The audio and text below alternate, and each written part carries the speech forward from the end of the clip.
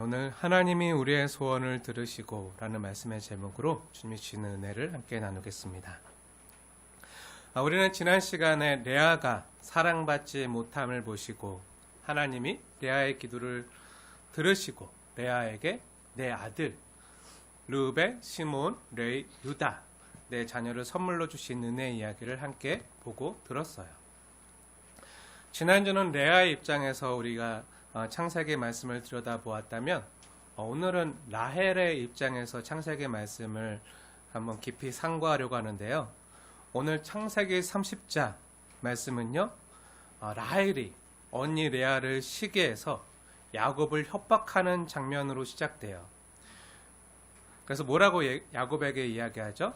야곱에게 왜 언니에게만 아들을 4명이나 낳아주고 나한테는 아들을 안 주는 거야? 나한테도 아들을 낳게 해줘. 안 그러면 나 죽어버릴 거야 하면서 야곱이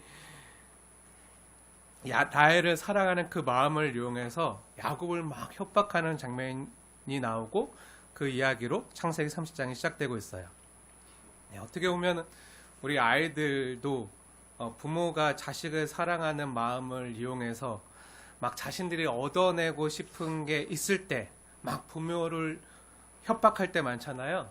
내가 어디 놀러 가고 싶은데 못 가게 하거나 또 사고 싶은 물건이 있는데 안 사주면 또 하고 싶은 게 있는데 못하게 하면 어떻게 하죠?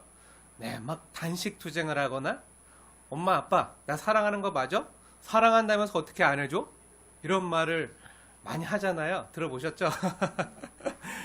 우리 남편분들도 많이 들으시죠?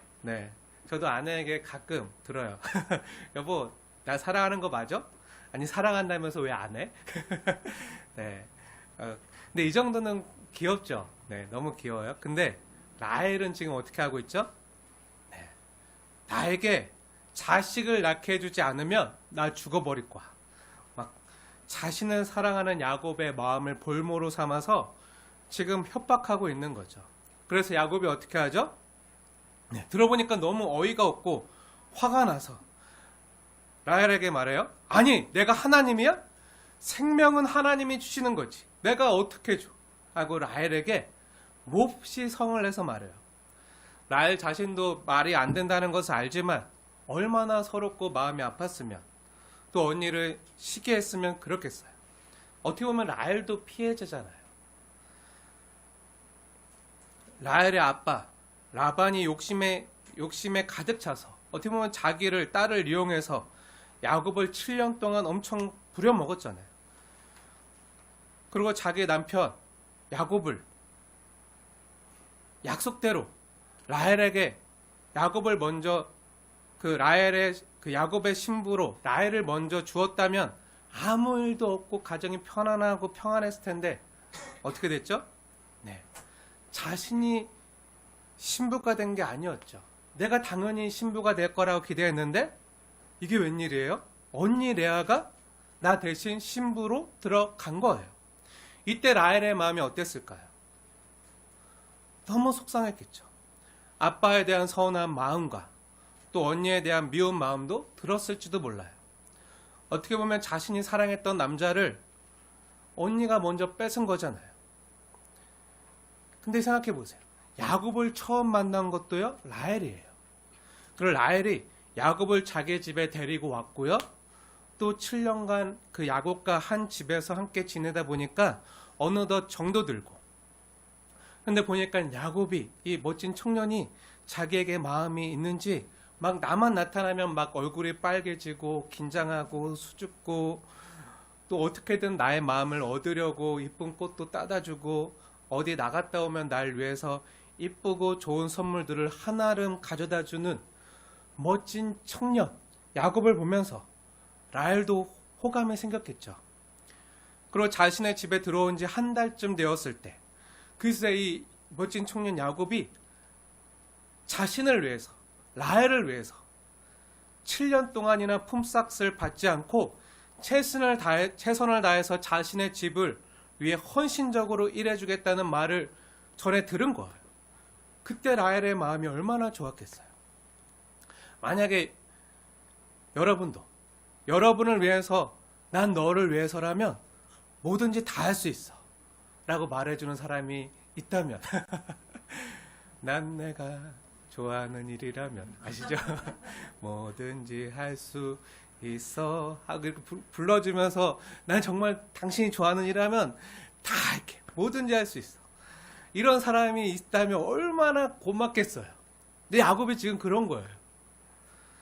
그렇지 않아도 같이 집에 있으면서 자꾸 신경이 쓰이고 자꾸 생각나고 자꾸 보고 싶고 또 계속 만나다고 보니까는 관심이 갔는데, 글쎄 내가 좋아하는 그 멋진 남자가 나를 좋아한다고 지금 프로포즈하고 공식적으로 고백한 거랑 마찬가지잖아요. 그래서 이제 나는 7년 동안 신부 수업을 하면 되겠구나 하고 네, 행복한 마음으로 이렇게 기대하고 있었어요. 야곱이 자기 좋아하는 거는 야곱도 알고요, 아빠 라반도 알고요, 언니 레아도 알고요, 집안 사람들 다 알고, 무엇보다 자기가 제일 잘 알아요. 그리고 라헬도 야곱을 좋아했어요. 더군다나 세상 누구도 아닌 자신만을 위해서 7년간의 시간을 헌신적으로 아낌없이 내어준다는 사람이 있으면 얼마나 좋을까요? 사람이 누군가를 위해서 7년간의 시간을 갈아 넣는다는 것은요, 어떻게 보면 자신의 생명을 갈아 넣는 것과 마찬가지거든요. 날 위해서 하루만 시간을 내줘도 고맙고, 하루만 시간을 다른 사람을 위해서 내주는 것도 쉽지 않은 게 사람일진데, 근데 그것도 자원해서 7년간 자신의 생명을 다해서 헌신한다니 얼마나 고맙겠어요. 라헬은 아마 이런 생각이 들었을지 몰라요. 내가 이렇게 귀한 존재라니, 나를 이렇게 귀하게 대해주고 여겨주는 사람이 있다니 기뻤겠죠. 근데 그 멋진 남자 청년이 자신을 위해서 7년간 헌신적으로 일함에도 불구하고 너무 기뻐하고 행복해서 7년을 수일처럼 여길 정도로 즐겁게 행복하게 생활하고 있는 모습을 보니까 얼마나 좋았을 거예요. 이때 야곱이 라헬을 생각하면 정말 행복해서 막 신나게 했을 거 아니에요. 행복한 사람의 얼굴을 보면 같이 기분이 좋아지고 행복해지잖아요. 근데 그 이유가 나 때문이야. 나를 좋아해서 나를 위해서 이렇게 하다니 하면서 막 라헬도 야곱이 너무 이뻤겠죠. 근데 생각해 보세요. 라헬이 야곱을 유혹하거나 깨워서 야곱이 그녀를 사랑하게 만든 게 아니죠. 야곱 스스로 라헬의 미모에 반해서 지금 사랑에 빠진 거잖아요. 근데 어떻게 보면 라헬 자신이 이쁘고 싶어서 이쁜 게 아니라 그 미모와 총기도 하나님이 주신 거잖아요. 그렇잖아요. 제 아내도 저의 외모에 반해서 결혼하기로 작정했다는데 그게 제 탓은 아니잖아요. 그쵸? 제 탓은 아니에요. 하나님이 주신 선물이고 은혜죠. 그게 반대 아니에요? 아니에요. 제가 직접 들었어요. 제가 직접 들었어요. 네, 제 탓은 아니에요. 네, 제 외모에 반했다는데. 네, 그 하나님 주신 선물이고 은혜죠. 제 외모가 객관적으로 출중해서 그랬다기보단 하나님이 그 당시에 잠깐 그 누구보다도 잘생겨 보이도록 제 아내의 눈에 잠시 콩깍지를 씌워둔 은혜죠. 잠시. 네, 아멘 하면. 네, 네. 아무튼, 네, 그 은혜로, 네. 그때 근데 진짜 그 당시에 그 잠깐 동안은 제가 그 누구보다 잘생겨 보였대요. 네, 네. 네, 감사합니다. 네, 이게 제가 잘생긴 게 제 탓은 아니잖아요. 하나님이 이렇게 만드신 거잖아요.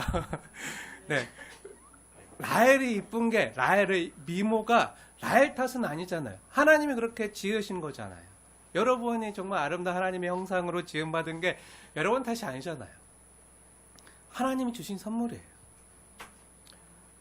아무튼 라헬이 야곱을 유혹하거나 꼬신 게 아니잖아요. 야곱이 라헬의 미모에 반해서 너무 이뻐서 지금 라헬을 위해서 이렇게 헌신한다고 또 사랑한다고 고백하고 또 야곱 스스로 라헬을 얻기 위해서 그렇게 한다고 한 거잖아요. 근데 아빠가 라반이 그 중간에 지금 자신을 이용해서 지금 언니랑 짜고 지금 사기 행각을 벌인 거잖아요.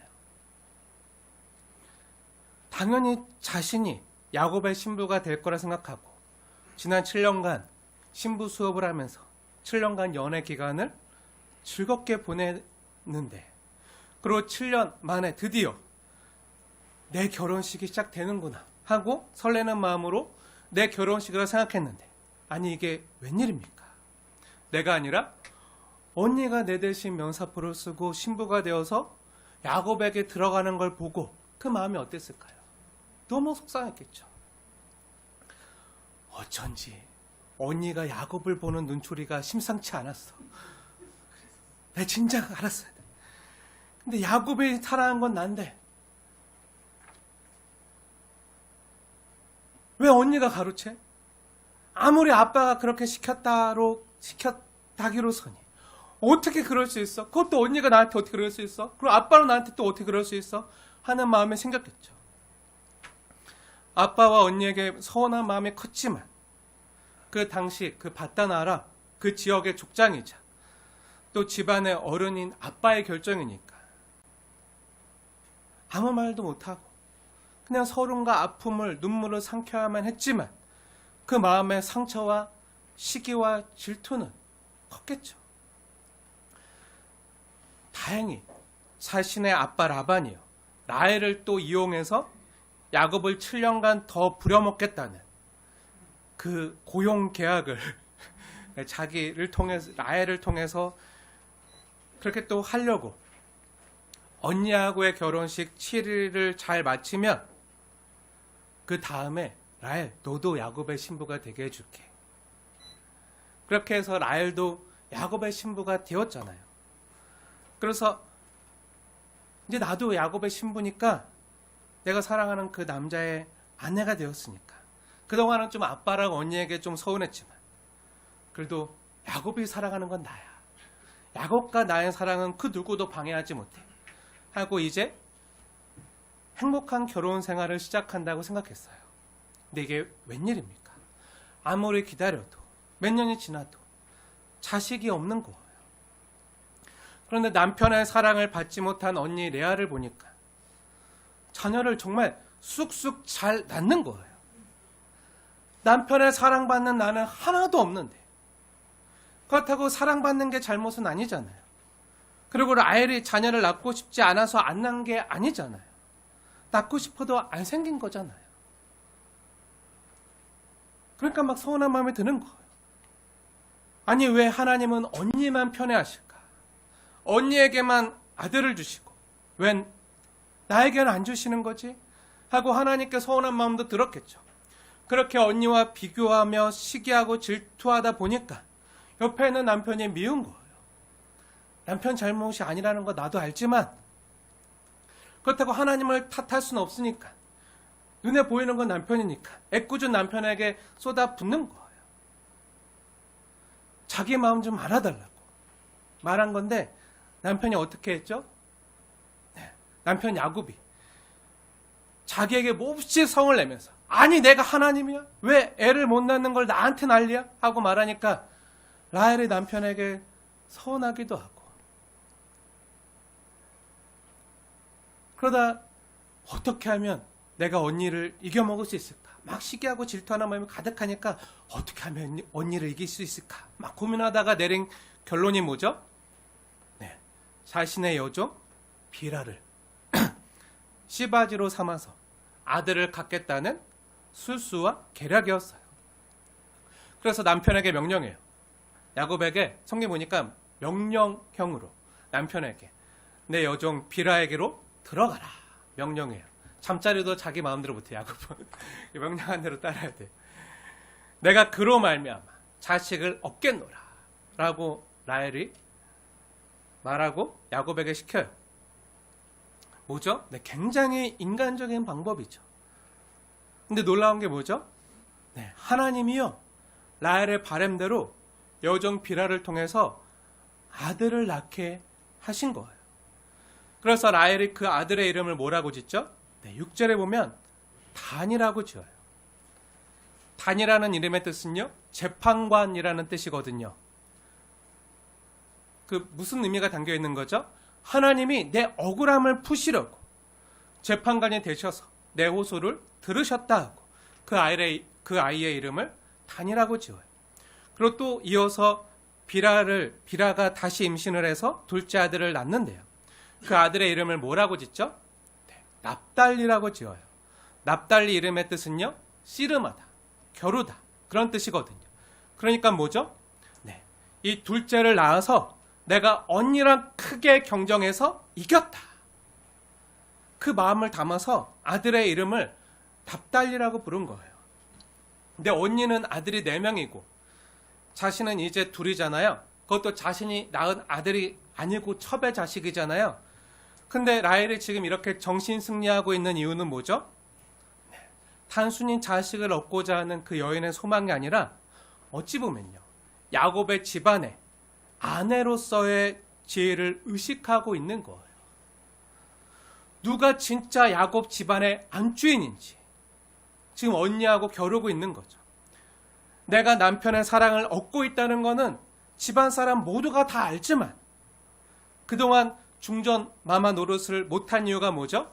네, 아들이 없어서잖아요. 사극 보면 잘 알잖아요.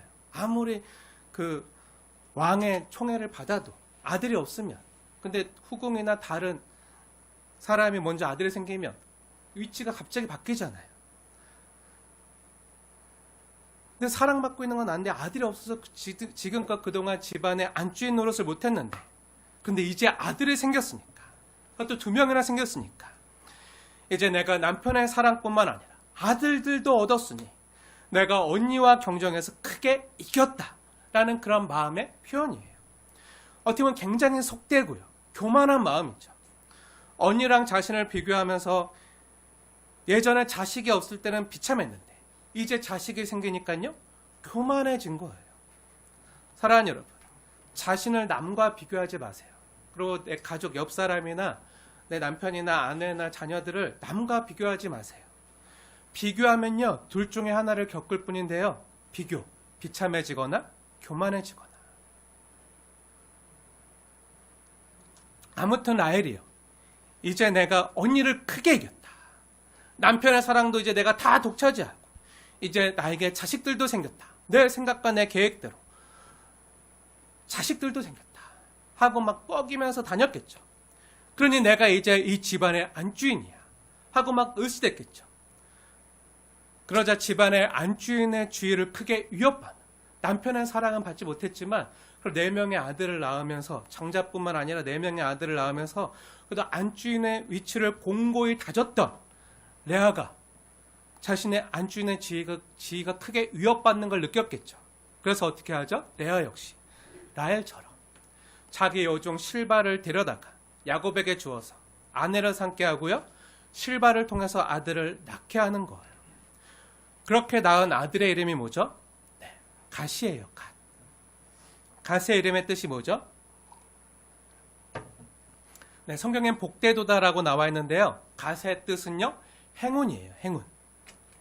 아, 행운이다 해서 복되다고 그 아이의 이름을 그렇게 지었어요. 그리고 또 연이어서 실바가 둘째 아이를 낳았는데요, 그 아이의 이름은 뭐죠? 네, 아셀이에요. 아셀 이름의 뜻은요, 행복이란 뜻이에요. 행복. 갓은 행운, 아셀은 행복. 그러니까 레아는요, 여종 실바를 통해서 행운과 행복을 모두 얻고 싶었던 거예요. 야곱 집안의 안주인의 경쟁에서 레아가 다시 라헬을 앞서갔는지도 몰라요. 하지만 레아가 진정 원했던 남편의 사랑은 여전히 얻지 못했어요.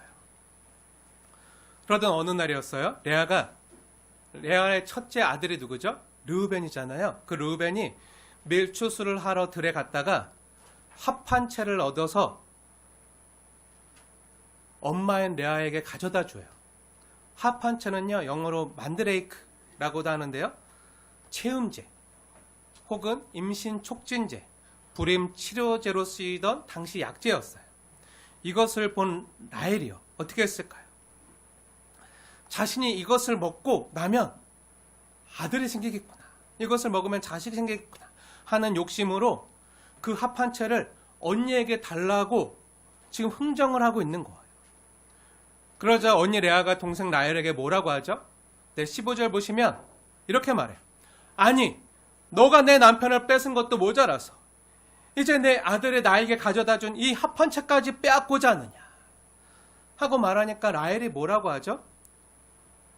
그럼 언니가 합한 채를 날 주면 오늘 밤에 야곱 보고 언니랑 동침하게 해줄게 라고 말하는 거예요.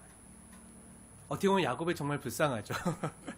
자기가 원하는 아내와 잠들지 못하고 라헬이 지정해주는 곳에 자야 하는 신세인 거예요.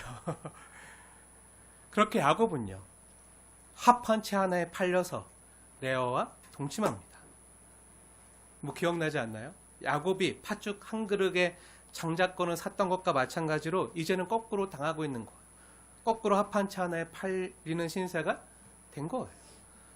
하지만 그렇게라도 남편의 사랑을 얻고 싶었던 레아의 바람이 있었기 때문에 그 레아의 바람대로 야곱은요 지금 레아와 함께 동침하고 레아가 임신해서 5째 아들을 낳아요.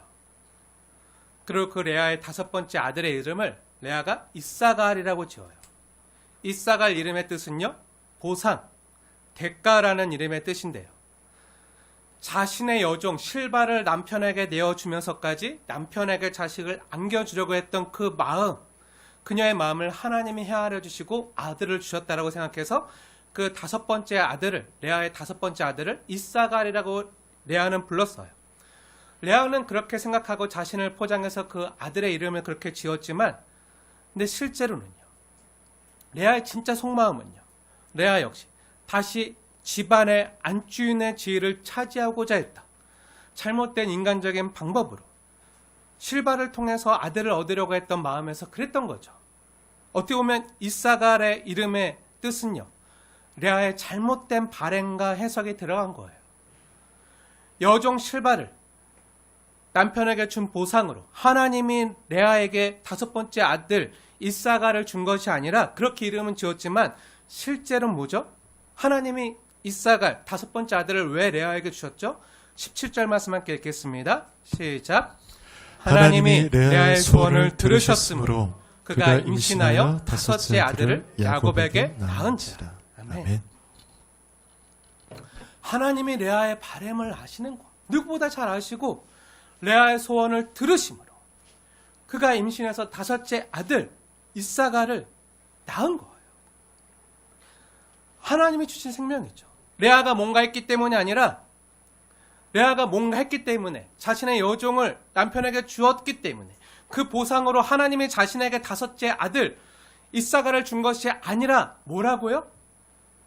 그게 아니라고요. 하나님이 레아를 긍휼히 여기시고 그의 사랑받지 못한가 또 남편의 사랑을 받고자 하는 그 마음과 소원을 들으시고 하나님의 은혜로 닫혀진 태를 다시 열어주시고 5번째 아들을 낳게 하셨다고요. 하나님은 지금 17절에서 은혜를 말하지만 레아는 지금 뭐라고 해석해서 그 아들의 이름을 이사갈이라고 부른 거죠? 내가 하나님 앞에 내가 뭔가 대가를 치렀기 때문에 그 보상으로 내가 이런 선물을 받는 거다. 이렇게 말하고 있는 거예요. 내가 하나님을 감동시켰기 때문에 내가 남편에게 아들을 낳게 하기 위해서 내가 내 여종 실바까지 내가 내어준 어떤 그런 노력이 있었기 때문에 내가 지금 이 보상을 받는 건 당연하다. 이렇게 말하는 거예요. 얼마나 하나님의 생각과 사람의 생각이 다른지 몰라요. 우리도 예전에 그랬잖아요. 자식을 낳고 싶은데 자식이 없으면 옛날 사극 같은데 옛날 전설의 고향 같은 거 보면은 그 하얀 옷을 입고 그 정화조를 떠놓고 천지신명을 감동시킨다고 열심히 막 빌잖아요. 그것도 막 폭포를 맞아가면서 냉수 그 목욕 재개를 하면서 막 왜 그렇게 하죠? 천지신명을 감동시켜야 된다고. 네. 하늘을 감동시켜야 된다고. 지성이면 감천이다.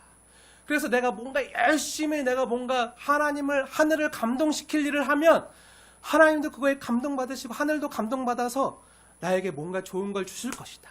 이건요 기복신앙이에요. 기독교가 아니에요. 이건 세상 종교고 이건 뭐가 내가 잘 되기 위해서 바라는 어떤 거고 하나님은 그런 하나님이 아니에요.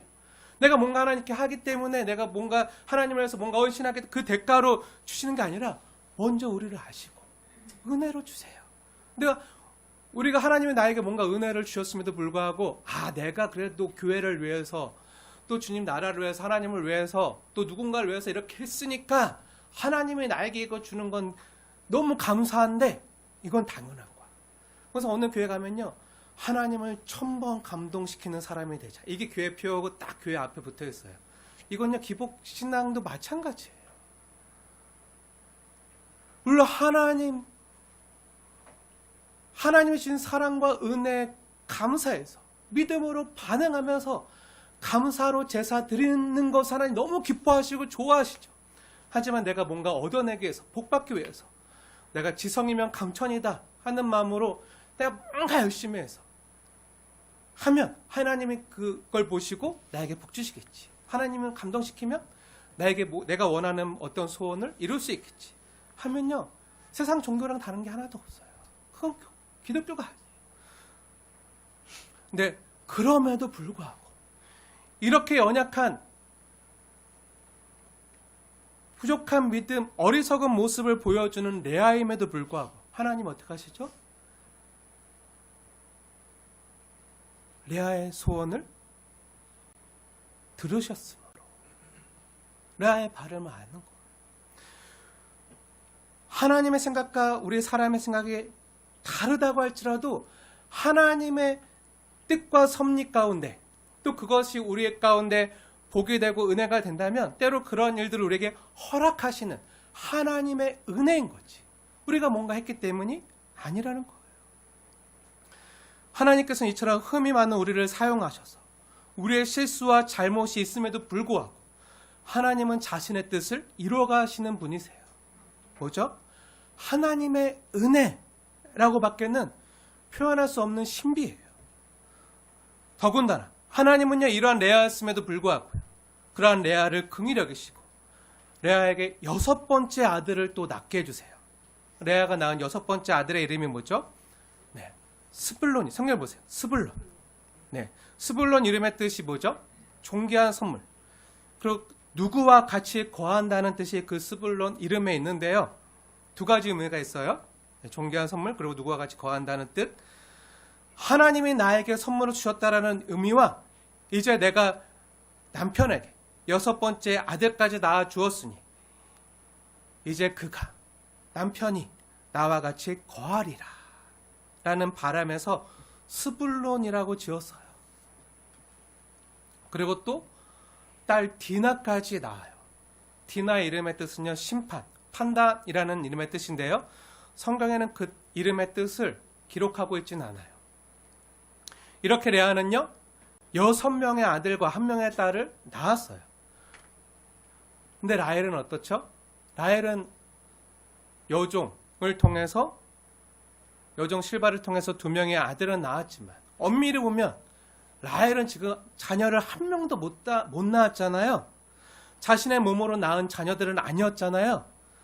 그러니 라헬이 얼마나 아기가 갖고 싶었으면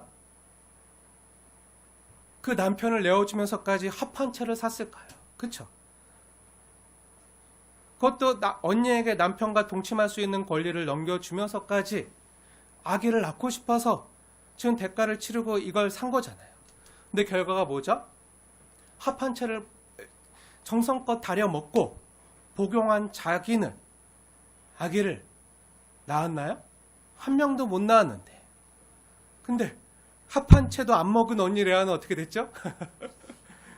언니가 먹을 합한 채를 내가 먹었는데 이 합한 채를 먹은 나는 못 낳고, 합한 채를 안 먹은 언니 레아는 아들 2에 딸 1명까지 더 낳았잖아요. 자식 낳으려고 아들 낳는 보약 먹은 나는 아무 효과가 없었는데 보약도 안 먹은 언니는 잘만 낳았잖아요. 그것도 어떻게 보면 자신의 꾀임에 의해서 어쩌면 언니가 5째 아들을 낳은 거잖아요. 남편과 동침시켜서 5째 아들이 낳았잖아요. 자신의 게임에 빠져서 언니는 아들을 낳았지만 자기는 못 낳았잖아요. 자식을 낳고 싶어서 지금 인간적인 온갖 방법으로 다 해봤지만 안 된 거예요. 그런 라헬이 자신의 여종 비라를 통해서 자녀를 갖고자 하는 인간적인 방법을 쓸 때, 그때는 어떻게 해서 자식을 낳을 수 있었던 거죠? 그 속되고 인간적인 방법과 잔머리를 쓸 때, 때론 근데 이게 될 때가 있어요.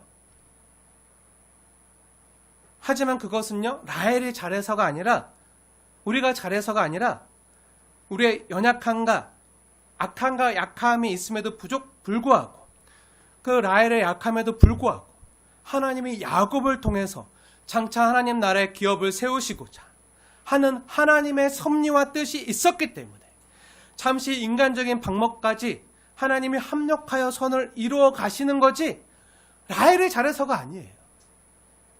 그것을 어떻게 알 수 있죠? 합한채 사건을 보면 알 수 있잖아. 내가 지난번에 내 인간적인 방법을 써서 해보니까 됐어. 그러니까 이번에도 이 방법을 쓰면 될 거야. 내가 그동안 아이를 못 낳은 거는 합한채가 없어서 그래. 임신 촉진제, 그리고 불임치료제가 없어서 그래. 이걸 쓰면 내가 이 의학의 도움을 받으면 나는 자식을 낳을 수 있을 거야 하고, 지금 당시의 그 세상 방법을 따라서 아이를 낳으려고 당시 통용되던 세상 방법으로 아이를 갖고자 했던 거잖아요. 그렇게 꾀를 내어서 인간적인 방법을 쓴 라헬은 어떻게 됐죠? 자녀를 여전히 갖지 못하고요. 합한 채도 안 먹은 언니 레아는요, 어떻게 됐죠? 아들을 잘 만났고 딸까지 낳은 거예요. 뭐죠? 생명을 낳고 안 낳고는요, 합한 채에 달린 게 아니라 하나님께 달린 거라는 거예요. 하나님이 주신다는 거예요. 사랑하는 여러분, 우리도 때론 세상을 살다 보면요, 그거 갖고 되겠어? 아니, 그게 있어야 되지 하고, 합한채가 없으면 안 될 것처럼, 우리의 삶에 합한채가 없으면 정말 못 살 것처럼, 안 될 것처럼, 내가 바라는 것을 이루지 못할 것처럼, 여기고 그래서 합한채를 차지하고자, 합한채를 얻어내고자 애쓸 때가 있어요. 합한채가 내 삶 가운데 있으면 내가 살아가는데 훨씬 유리하고, 다른 사람들보다 더 높은 지위를 차지하는데 이것이 있어야 훨씬 유리하고 그것이 가능하다고 생각하기 때문이죠. 하지만 하나님의 일은요, 합한채로 되는 게 아니에요. 합한채가 있어도요, 아무리 돈과 권력과 건강이 있어도요, 하나님이 도우지 않으시면요, 하나님의 섭리가 없으면요, 안 되는 거예요. 안 되는 거예요.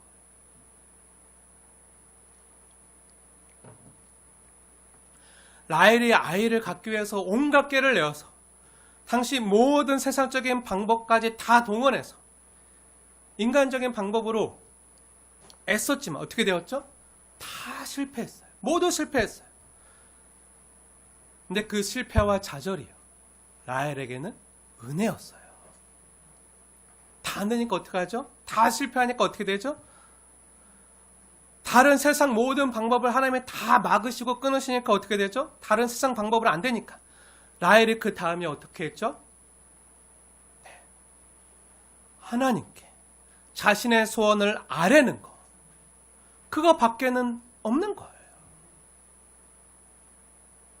라헬이 이 하나님 어떻게 알았을까요? 남편 야곱이 얘기해 줬겠죠. 아브라함, 할아버지 아브라함에 들려줬다. 또 아빠 이삭에 들려줬다. 또 내가 그 피난길에 그 베델에서 만난 하나님, 그 하나님에 대한 이야기를 사랑하는 아내에게 들려줬을 때, 하나님이 정말 이렇게 계시는구나 하고 믿고 그 하나님께 마지막으로 자신의 소원을 아뢰고 기도하고 간구하는 거, 그거밖에 지금 길이 없는 거예요. 그거밖에 없는 거예요. 하나님이 아니면 안 된다는 것을요, 들어선 알고 있었지만 깨닫지 못하고 실행하지 못했는데, 오랜 시간의 방황과 실패와 좌절을 통해서 이제 이것을 알고 배운 뒤에 드디어 하나님께 무릎을 꿇고요, 자신의 소원을요 간절히 하나님께 아뢰는 거예요. 때로 우리 삶에서 정말 위험하고 위급하고 시급하고 중요한 문제가 있어서 정말 모든 방법을 다 동원해서 다 써봤는데도 안 될 때가 있어요. 합한채까지 다 동원하는, 총동원하는 세상 방법을 다 써도 안 될 때 우리 어떻게 해야죠? 그때서야 방법이 없구나. 뭐래도 안 되는구나. 아이고, 그때서야 비로소 세상에서, 이 땅에서 눈을 들어서 주님을 바라보기 시작하는 거예요. 앞뒤 사면이 다 막히고 길이 없고 또 이것이 막 나에게 쪼여오고 그러면요, 이제 눈을 드는 것밖에 없는 거예요. 주님을 바라보고 기도하게 돼요. 그렇게 우리의 마음의 소원을 두고 간절히 하나님께 기도할 때, 근데 그것도 기도하는 순간에 응답해 주면 좋으련만, 정말 우리가 못 볼 거 못 보고 못 볼 거 볼 거 다 보게 하시고 당하지 말아야 될 것도 다 당하게 하시고 소갈이 다 하게 하시고 마지막 순간에 가서야 정말 기적적으로 응답해 주실 때가 얼마나 많은지 우리는 살면서 정말 많이 겪었어요. 그쵸? 근데 주님이 왜 이렇게 하시죠? 네, 주님만 바라보도록 우리를 훈련시키시고 다듬어 가는 거예요. 하나님의 사람임을 알게 하기 위해서. 너 나 없이는 안 돼. 그리고 내가 널 얼마나 사랑하는지 알아? 내가 너의 길을 열어줄게. 내가 널 책임져 줄게. 하는 것을 깨닫고 몸소 경험. 근데 자꾸 우리 까먹잖아요. 그러니까 정말 그 주님의 사랑을 깊이 경험하고 알 수 있도록. 그럴 때는 실패가요, 좌절이요, 때는 우리에게 은혜가 될 때가 있어요.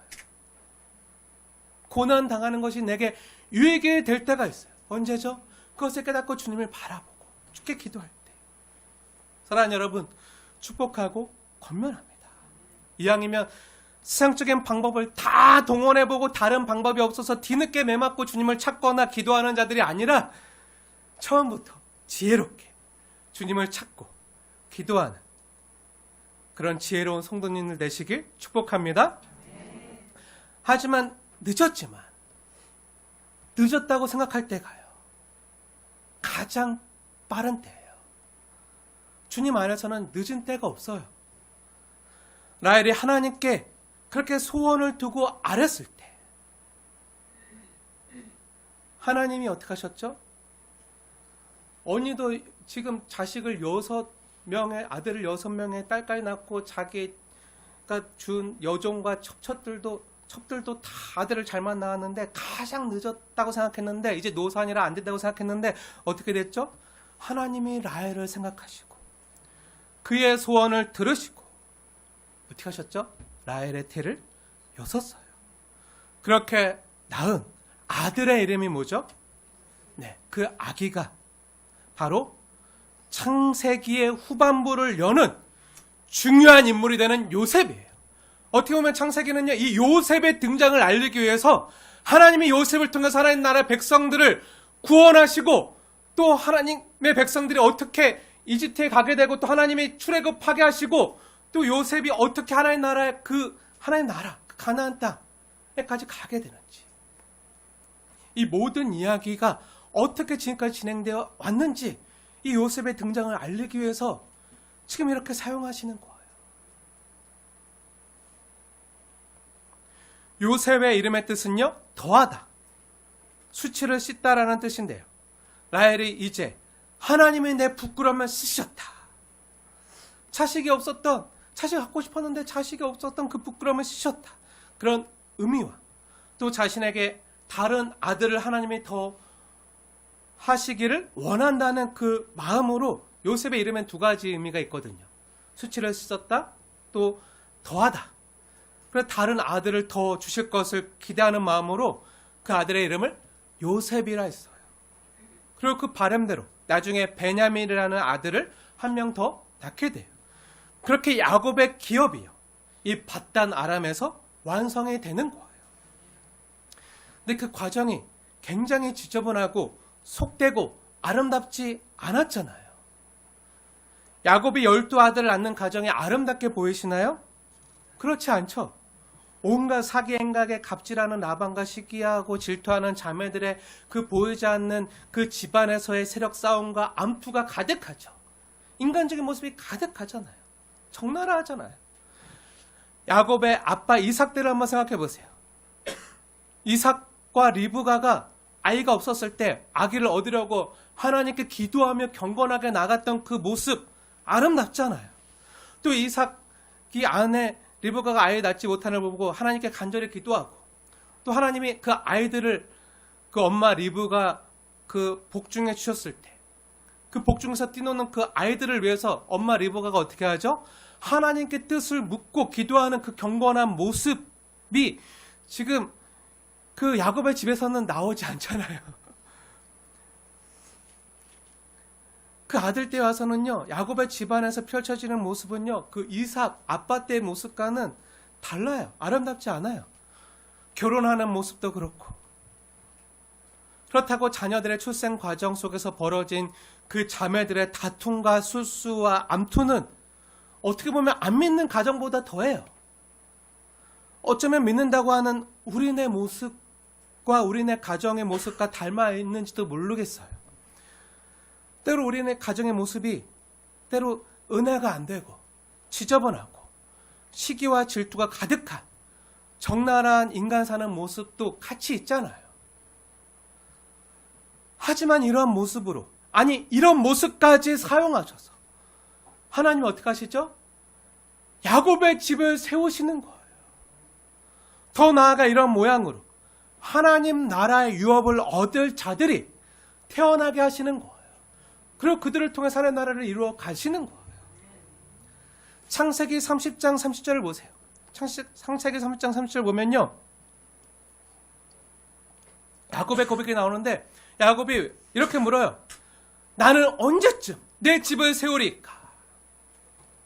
하면서 갈망하고 소원했던 그 야곱의 집을 지금 어떻게 하셨죠? 그 야곱의 집을 세우는 일을요, 주님이 이 밧단 아람 같은 세상 속에서 야곱과 그 아름답지 못한 추하고 적나라했던 그 야곱의 가정을 통해서 지금 세우신 거예요. 어떻게 보면 야곱이 살고자 도망쳐서 갔던 그 밧단 아람에서의 20년의 여정은요, 하나님이 야곱을 통해서, 그리고 그의 4명의 아내들을 통해서, 첫 첩들을 통해서 12 아들을 얻게 하심으로 이스라엘 나라의 기틀을 세우는 과정이었어요. 야곱은요, 자신이 집을 세우기를 갈망했지만 그것은요, 자기가 애쓴다고 노력한다고 세워지는 것이 아니라 하나님이 세우시는 과정임을 깨닫게 하시는 거예요. 사랑하는 여러분, 연약하고 부족한 야곱과 또 우리네 가정의 모습이지만요, 하나님은 경건하고 멋져야만, 자격과 자질을 갖춰야만 사용하는 분이 아니에요. 때로는 적나라하고 더럽고 냄새나고 지저분하고 어떻게 이런 우리네 모습이 하나님의 사용하실 수가 있겠어? 이런 소망 없는 이 다 깨어지고 무너진 가정 속에서 하나님은 어떻게 일을 이루어가실 수 있겠어? 하는데 하나님은 어떻게 하신다고요? 우리가 잘해서가 아니라 하나님 우리를 은혜로 찾아오시고 우리의 소원을 아시고 우리의 기도를 들으시고 이렇게 무너지고 냄새나는 우리 집, 그럼에도 하나님이 내가 너를 귀하다.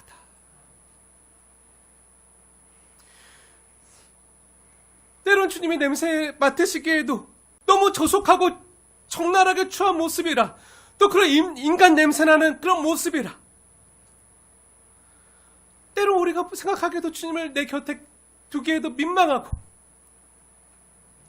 그런 연약한 모습이지만, 그럼에도 불구하고 주님은 우리에게 찾아오셔서 우리를 이 죄와 사망과 더럽고 부패하고 냄새나고 적나라한 곳에서 우리를 건지셔서, 강한 손으로 건지셔서 하나님이 원하시는 생명과 성령이 가득한 곳으로 우리를 인도해 주시고, 같이 살자, 내가 너와 함께 할게, 내가 너의 집을 세워줄게, 내가 너의 집에서 살림 차리고 내가 너를 인도해 줄게, 이것을 친히 우리가 삶으로 경험하게 하시고 보여주게 하시고, 이렇게 우리를 하나님의 신부로 단장시키는 것을 우리가 겪게끔 하시는 거예요. 이게 은혜예요. 하나님은요, 그가 택하시고 그가 사랑하는 자들을요, 다듬어서라도 구비시켜서 자신의 백성으로 만들어 가시는 하나님이세요. 고쳐 써서라도 하나님의 자녀로 만들어 가세요. 이것이 하나님의 은혜고요. 하나님의 방법이에요. 그리고 더 큰 은혜는요. 하나님이 자신의 나라를 세워가시는, 친히 세워가시는 그 가정 가운데 친히 레아와 라헬에게 행하셨듯이 우리가 지난주에는 레아의 모습을 봤잖아요. 오늘 라헬의 모습을 봤잖아요. 그 전에는 야곱과 함께 하신 하나님을 봤잖아요. 근데 하나님이 누구만 다른 사람을 편애하시나요? 아니죠. 각자 부르심이 있는 거예요. 야곱과 함께 하신 하나님, 레아와 함께 하신 하나님, 라헬과 함께 하신 하나님,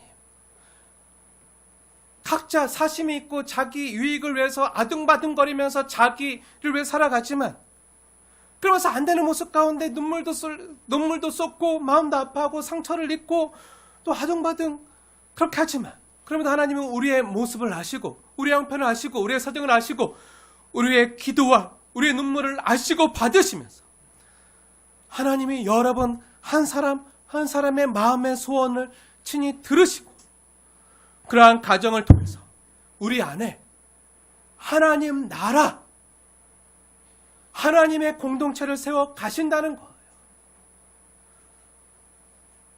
오늘 말씀의 제목이요. 하나님이 우리의 소원을 들으시고 내요. 그럼 하나님이 라헬의 소원만 들으셨나요? 라헬의 소원만 들어주셨나요? 아니죠. 물론 라헬의 소원을 들어주셔서 요셉을 주셨지만 근데 17절 보세요. 그 위에 17절 말씀을 보시면 주님이 어떻게 하시죠? 레아의 소원도 들어주세요. 때로 우리가 같은 교회를 섬기면서 같은 공동체 안에서 때로 싸우고 다투고 시기하고 막 이런 모습이 있어요. 그쵸? 막 이런 우리의 연약한 모습이 있어요. 그럼에도 불구하고 하나님은요, 우리 모두의 각자의 소원과 마음과 형편과 사정을 아시고 각자의 모습으로 함께 하나님의 나라를 이루어 가신다는 거예요. 각자 부르심이 다르다는 거예요. 소명이 다르고 각자의 사명이 달라요. 하지만 하나님은 이 모든 것을 사용하셔서 우리 연약함이 있음에도 불구하고 합력하여 하나님의 나라를 이루어주시고 그 일을 통해서 하나님의 나라와 기업을 우리 중에 친히 세워 가신다는 거예요. 어떻게 보면요, 야곱이 자신의 집을 세우고자 갈망했던 그 밧단 아람에서의 여정은요, 이렇게 하나님이 자식이 없던 그 라헬의 소원을 들어주심으로 요셉을 얻고 또 레아와 그 처첩들을 통해서 또 자녀들을 얻고 하나님의 나라의 기틀을 세울 12자녀들 낳게 하셨지만 또 거기서 또 라헬을 통해서 라헬의 소원을 들어주심으로 그 요셉을 통해서 하나님이 자신들을 앞으로 어떻게 구원하셨고 건지셨으며 또 하나님의 백성들이 어떻게 이집트에 내려가게 되었고 아브라함에 약속하셨던 것처럼 그 창세기 15장의 그 말씀이 어떻게 지금 이루어졌고 성취되었고 자신들이 지금 왜 이집트에 있었고 또 어떻게 출애굽하게 되었고 또 출애굽한 자신들이 어디로 가야 되는지 하나님 나라를 향해서 어떻게 지금 걷고 있는지 이 창세기 말씀을 처음 듣고 있었던 그 광야에 있던 그 모세를 통해서 이 하나님의 말씀을 받고 있었던 그 사람들에게 하나님이 지금까지 어떻게 하셨는지 지금 이것을 적나라하게 보여주고 들려주고 있는 과정이잖아요. 이것이 어떻게 세워졌는지 사람의 힘으로 안 됐다는 거예요. 이 야곱이 밧단암에서 겪은 과정, 이집트 사람, 이집트에서 그 고난당하고 핍박당하고 있었던 그 도망쳐왔던 자기들의 모습이 어떻게 보면 밧단아람에서의 그 이스라엘 백성들이 겪어야 될 모습이었잖아요. 근데 하나님이 여기서 하나님의 일을 이루어 가시고 하나님 나라를 완성해 가시는 것을 보라는 거예요. 하나님 어떻게 행하실 것을 보라는 거예요. 앞으로 요셉을 통해서 어떻게 구원하실지 하나님 그 홍해를 가르시고 그 대적들을 하나님이 어떻게 그들과 싸움에서 어떻게 하나님 우리에게 승리를 주시고 또 하나님 약속하신 그 나라, 그 약속의 땅, 하나님 나라를 어떻게 이루어 주실지 보라는 거예요. 사랑하는 여러분, 어쩌면 우리네 인생 역시요, 야곱과 같을지 몰라요. 레아나 라헬과 같을지 몰라요. 내 야곱과 함께 하셨다 하나님, 레아와 함께 하셨다 하나님, 라헬과 함께 하셨다 하나님, 또 그 첩들 비라와 실바와 함께 하셨다 하나님, 그 하나님이요, 여러분 한 사람 한 사람과도 함께 하심으로 주님의 손 안에서 하나님의 백성답게 다듬어지고 구비되어져 가는 회복의 여정이라 할 수 있는 거예요. 때론 그 가정 가운데 아픔이 있어요. 광야 생활이 있어요. 바단 아람의 여정이 있어요. 때론 거기서 너무나도 살아보고자, 아니 살고자 생존을 위해서 적나라한 발버둥 치는 그런 인간적이고도 냄새나는 그런 모습들이 있어요. 하지만 그런 모습이 있지만, 그런 여정이지만 그것이 실패의 여정이 되지 않고요, 성공적이고도 또 은혜의 여정, 은총의 여정이 되는 것은 주님이 이 여정 가운데 함께 하시기 때문이에요. 하나님이 야곱에게 약속하셨잖아요. 그 베델에서 너가 어디로 가든지 내가 너와 함께 있을 것이며, 내가 너를 이끌고 내가 너에게 뜻한 모든 것을 이루기까지 내가 너를 떠나지 아니하겠다. 그때 야곱이 뭐라고 고백했죠?